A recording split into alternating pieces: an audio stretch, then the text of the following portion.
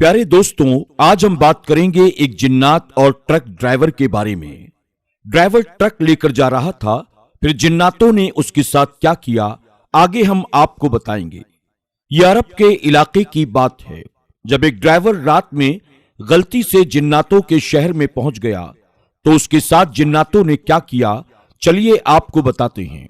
लेकिन दोस्तों, वीडियो में आगे बढ़ने से पहले आप तमाम से गुजारिश है कि अगर आपने हमारी आज की वीडियो को अब तक लाइक नहीं किया तो अभी लाइक कर लें। अगर आप हमारे चैनल पर नए आए हैं, आपने इसे सब्सक्राइब नहीं किया तो अभी सब्सक्राइब कर लें और आइंदा आने वाले तमाम नए वीडियोस की नोटिफिकेशन के लिए बेल आइकन को क्लिक करना न भूलें।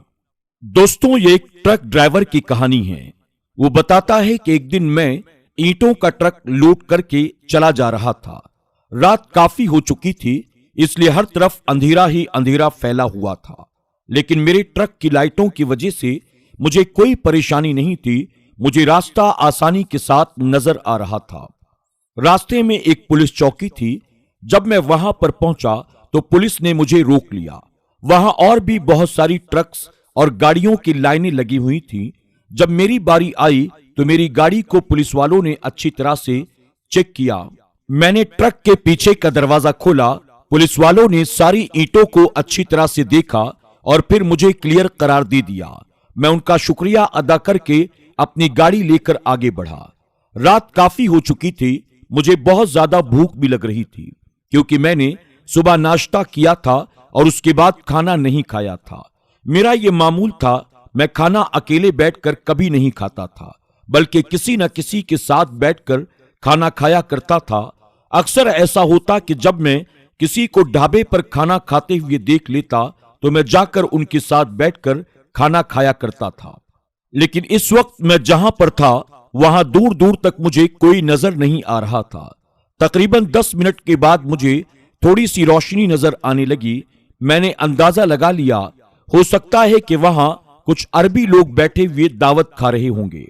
मैंने सोचा, चलो ठीक है, मैं भी उनके साथ बैठकर अपना खाना खा लूंगा। मैं हमेशा अपना खाना साथ लेकर चलता था। मैं अपना ट्रक रोशनी के करीब ले गया। वहां जाकर देखा तो लोगों का एक गिरोह बैठा हुआ था। मैंने ट्रक को एक तरफ रोका, खुद नीचे उतरा और उन लोगों के करीब चला गया। करीब जाकर मैंने उन्हें सलाम किया। उन सब ने अपनी गर्दन उठाकर मेरी तरफ देखा और न जाने क्यों उन लोगों को देखकर मेरे दिल में थोड़ा सा डर पैदा हो गया। वो लोग बारी बारी उठे और एक एक करके उन्होंने मुझे गले लगाया। उनमें से एक ने जब मुझे गले लगाया तो मुझे यूं महसूस हुआ कि जैसे वो मुझे सूंघ रहा हो। और फिर उसने धीरे से मुझसे पूछा, क्या तुमने कोई खुशबू लगाई है? मैंने कहा, नहीं, मैंने कोई खुशबू नहीं लगाई। तो वो मुस्कुराने लगा और अपने साथ बिठा लिया। मैं उन सबको गौर से देखने लगा। उनकी हालत बहुत ही ज्यादा खराब नजर आ रही थी, जैसे उन्होंने बहुत दिन से कुछ भी खाया पिया ना हो।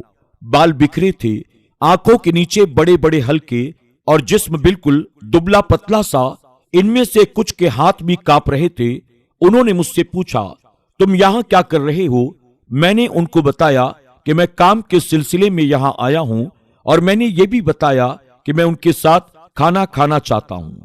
वो लोग आग के चारों तरफ बैठे थे और उस आग के ऊपर एक देगची रखी हुई थी।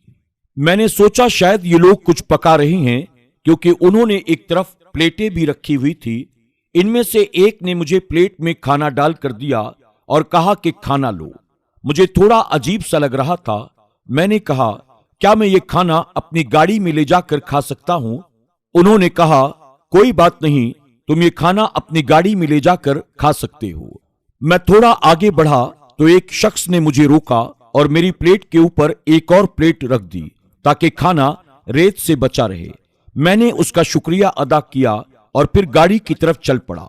मुझे उनसे अजीब सा डर महसूस हो रहा था, इसलिए मैंने वहां से जाना बेहतर समझा।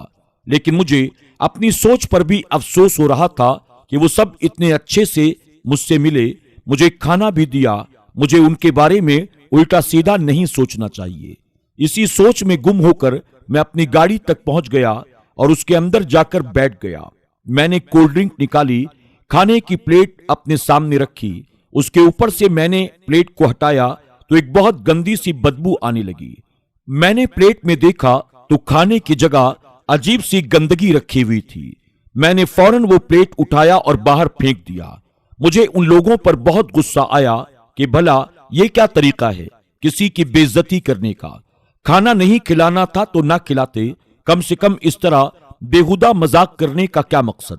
ये सोचकर मैं उन लोगों को सुनाने के लिए ट्रक से दोबारा नीचे उतरा। जब उस जगह पर मैं पहुंचा तो वहां कुछ भी नहीं था। हर तरफ सिर्फ अंधेरा ही अंधेरा छाया हुआ था। पता नहीं वो तमाम लोग कहां गायब हो गए थे। मैंने अपनी टॉर्च जलाई लेकिन सन्नाटे के अलावा चारों तरफ कुछ भी नहीं था। इतने में अचानक मुझे जोर जोर से हंसने की आवाजें आने लगी और किसी ने मुझे जोरदार धक्का दिया और मैं रेत पर मुंह के बल गिर गया। लेकिन मुझे वहां कोई भी नजर नहीं आ रहा था। मैंने सोचा ये सब क्या हो रहा है, आखिर वो लोग कौन हैं। फिर मुझे अचानक याद आया कि वो आदमी मुझसे पूछ रहा था मैंने कोई खुशबू तो नहीं लगाई है। मुझे शक हुआ कहीं वो गिरोह जिन्नों का गिरोह तो नहीं था, क्योंकि शैतान जिन खुशबू से भागते हैं। ये सोचते ही मेरे रोंगटे खड़े हो गए और मैं जल्दी से नीचे से उठा, अपने ट्रक की तरफ भागने लगा। रेगिस्तान की मिट्टी मेरे पांव से फिसलती जा रही थी। मुझे ऐसा महसूस हो रहा था जैसे पीछे से किसी ने मुझे पकड़ लिया हो।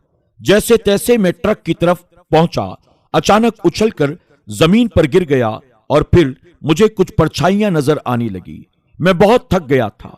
फिर मैंने देखा कि मेरा ट्रक हवा में उड़ने लगा और अचानक ही ट्रक को छोड़ दिया जाता है और जमीन पर ट्रक गिरता है और जबरदस्त धमाका होता है। ये तमाम चीजें देखकर मेरी हालत रोने वाली हो गई। मैं दर्द की वजह से कराह रहा था। कुछ देर के बाद तमाम आवाजें धीरे धीरे बंद हो गईं। चारों तरफ बिल्कुल सन्नाटा छा गया, यहां तक कि सुबह हो गई। रोशनी फैलने लगी लेकिन मेरे अंदर उठने की हिम्मत नहीं थी। दोपहर का वक्त हो चुका था। तपती हुई धूप में मैं इसी तरह उस रेत पर पड़ा था। रात करीब थी। मैं बहुत डरा हुआ था कि कहीं वो शैतान फिर से ना आ जाए। मुझे लगा मेरा आखिरी वक्त आ चुका है। इतने में अचानक मेरे ट्रक के सामने एक गाड़ी आकर रुकी और अमामा शरीफ पहना हुआ एक शख्स भागता हुआ मेरे पास आया। उसके हाथ में कोई आला था। उसने मुझे जमीन से उठाया, तसल्ली दी और उसने मुझे बताया ये बहला शहर है, यहां शैतानी जिन्नों का बसेरा है। मुझे आपका ट्रक नजर आया तो मुझे लगा जरूर यहां कोई शख्स मुश्किल में है, इसलिए मैं आपकी मदद करने के लिए यहां आ गया। फिर उसने मुझे अपनी गाड़ी में बिठाया और वहां से लेकर चला गया। आज भी ये वाकया जब मैं याद करता हूं तो मेरे रोंगटे खड़े हो जाते हैं। तो दोस्तों, ये थी कहानी उस ट्रक ड्राइवर की जो गलती से एक रात जिन्नात की बस्ती में पहुंच गया। आज की इस कहानी के बारे में आपकी क्या राय है, कमेंट बॉक्स में जाकर जरूर कमेंट करें और कहानी पसंद आने की सूरत में इसे लाइक करना और अपने दोस्त अहबाब के साथ शेयर करना न भूलें। आज की वीडियो में बस इतना ही। बहुत जल्द इंशाअल्लाह एक और नई वीडियो के साथ आपकी खिदमत में हाजिर होंगे। तब तक के लिए हमें इजाजत दें। अपना और अपनों का खूब ख्याल रखें। अल्लाह हाफिज।